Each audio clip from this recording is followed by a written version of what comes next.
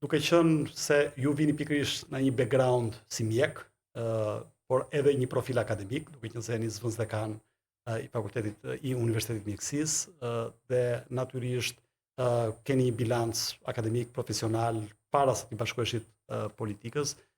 Mendoni që kjo është rrugtimi i dur për të sjellë diçka politikës, apo ndoshta rruga që ne kemi ndjekur deri tani më e rrahur nga një pjesë e mirë e politikanëve është ajo e dura për një vend si Shqipëria që. Po, faleminderit për pyetjen. Po, unë mendoj që duhen të gjitha komponentët e puzzle. Pra, nevojiten elementët gjej njëra tjetrën. Ka edhe njerëz të cilën e nisin direkt me politikën, që në rinin e tyre, pra angazhimin e kanë direkt politikë dhe vazhdojnë atë linjë. Pra vazhdojnë, ndoshta mund ta vazhdojnë nga ana e studimeve apo jo, por çon si ka në jetën e jetuar, ato nisen direkt dhe ndjekin këtë linjë. Pastaj ka dhe fusha të tjera.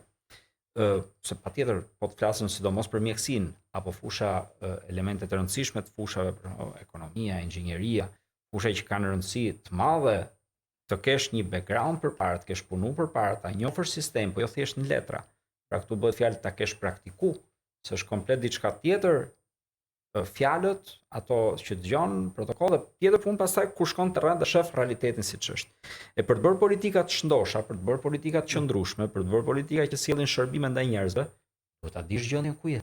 Duhet ta kesh kuptuar edhe se si kanë vepruar politika të tjera më para dhe çfarë efekti kanë pasur, negative apo pozitive.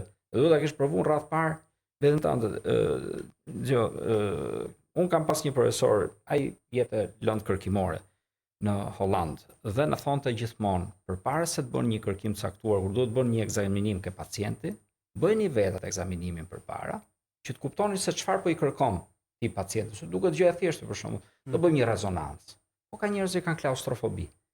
Atëherë duhet ta dish në lëkurë se çfarë do të thotë kjo, duhet ta kesh vuajtur apo ta kesh eksperiencën, se shpresoj mos të kesh vuajtur, po duhet ta kesh pas eksperiencën këtë fushë për të kuptuar se cilat politika ka qenë sakta, cilat ka qenë gabuar dhe çfarë mund të sjellësh dhe si mund ta rinovosh atë sektor.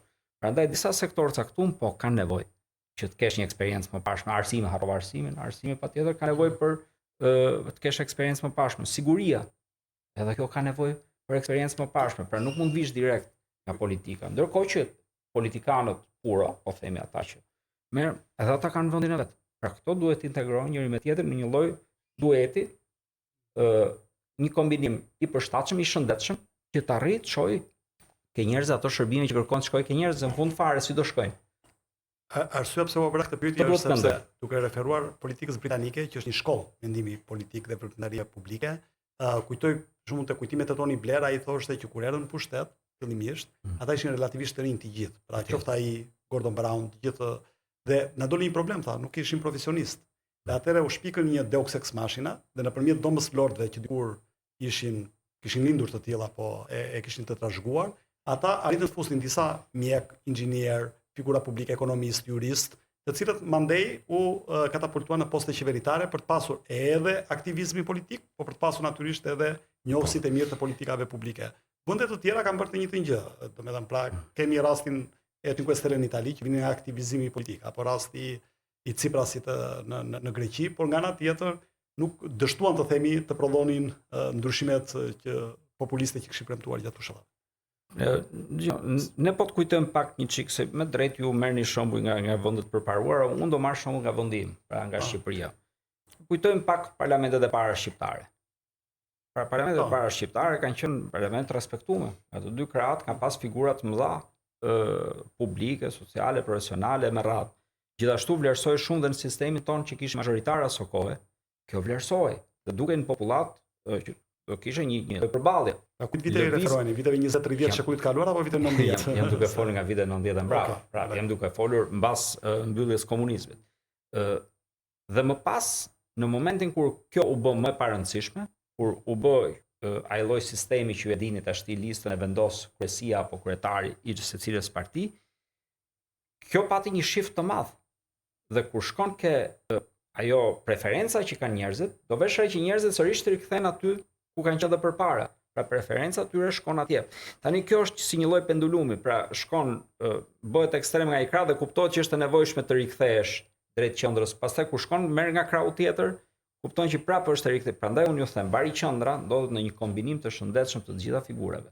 Pra duhet dhe pjesa politike, duhet dhe pjesa profesional, duhen të dyja bashkë. Idealisht, ke mundësi ti kesh bërë të dyja? Idealisht. Po zoti Angeleti ka një problem këtu sepse rasti mund të jetë rast përjashtimor. Domethënë ndër pak raste që keni fituar dhe simpatinë e publikut e keni zhvilluar fushat suksesshme, po vini dhe nga një background akademik, të themi profesional. Ka dhe raste të tjera, po janë të pakta. Ndërkohë që më mundshme është që dikush i vjen nga bota nga kulla e fildishte e akademisë apo nga botë profesionale si teknokrat i mirëfillt, mund mos të ketë karizmën, entuziazmin që përçonte turmat e njerëzit, takimet me njerëzit, shtrëngimin e duarve të themi, që mund ta bënte një politikan të suksesshëm, po ai mund të ishte një ministër shumë i mirë, mund të ishte një menaxher jashtëzakonshëm. Atëherë, cili sistem mendoni se do ishte më i miri për të bërë këtë simbiozë, të themi, të nevojshme për demokracinë shqiptare?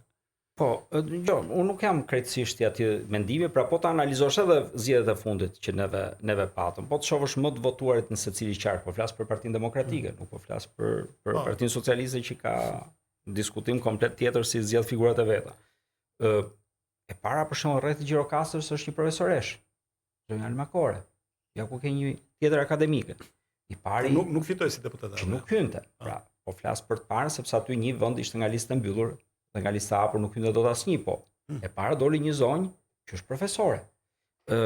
Në qarkun e Durrësit keni zotin Avlon Kalaja që vjen nga gazetaria. Qarkun e Shkodrës keni zotin Tedi Kopliku që vjen nga formim akademik nga Franca dhe rikthehet në Shqipëri. Në zonën e Dibrës keni një general. Pra, po ti shifni juve dhe ti marrim neve çdo qark njëri mbas tjetrit, do vjen një këto lloj efektesh që ekzistojnë, njerëzit e tregojnë këtë përmes votës së tyre. Pra, po të bëhet një analizë saktë e kësaj.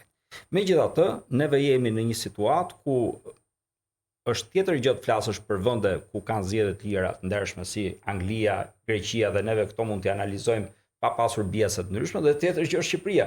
Në Shqipëri, megjithse sinjali duket është i fortë, megjithë zhurmën që është, pra unë ju dhash disa raste që është ndryshme, do ishte edhe më i fortë nëse zgjedhjet do ishin të lira dhe të ndershme, sepse nga ky moment e tjerë kujtoj që opozita e djathta vlerë dhe moralin ka kryesorit. Pra për çfarë qëndron është aty, se po tjetë çështja aty, gjitha pushtetet pastaj ka pozita, gjithë paran, administratën, lidhje me kriminalitetin, tashmë këto janë raporte ndërkombëtare dhe janë të qarta qëndrimet e tyre, gjitha këto i kanë ata. Atëherë përballë çfarë i vendos? I vendos moralin, i vendos figurën, i vendos le të themi një vizion për të ardhmen, i vendos një diçka që neve fëmijëve ja mësojmë, po kur vjen puna në praktik, neve çojmë modele tjera përpara. Pra fëmijëve mësojnë meritokracinë, mësojnë të shkojnë në shkollë, të punojnë, që të ngrejnë figurën e tyre, të punojnë për këtë vend, të jenë civilizuar me radhë.